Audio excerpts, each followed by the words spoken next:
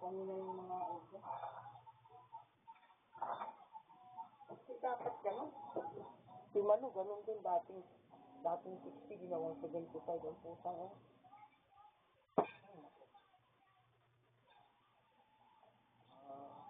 Ano talaga ang mga tao ngayon pagdating sa ganyan?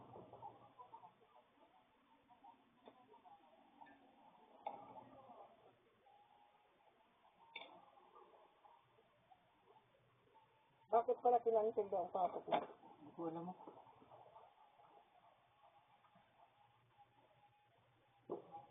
Baka nga lunes ngayon kasi ay hindi nag-uusap eh. Di ba naulan?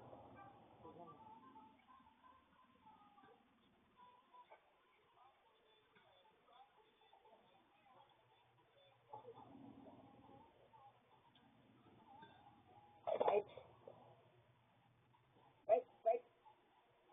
Ako talaga pag naligo, di kompleto pa ako. Parang on-call lang, nanginis akong pag-on.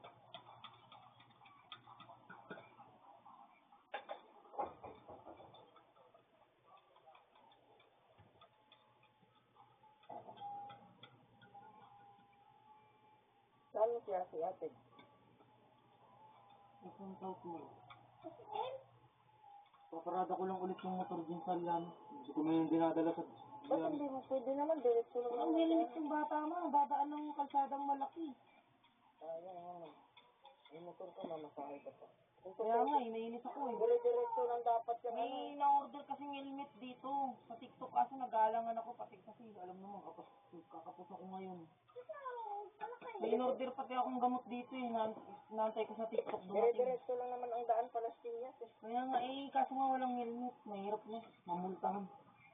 Na wala akong problema. Hindi naman natatakot ng motor eh. Bigay mo na lang siya dun sa manguhuli. Sa ibayad ko? Oo, kanto nga yun.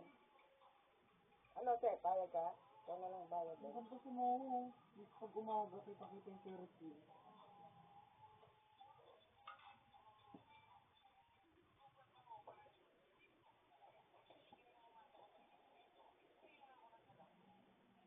Dami na uuso sa TikTok na ano, mga pabang kung di mo malaman kung original.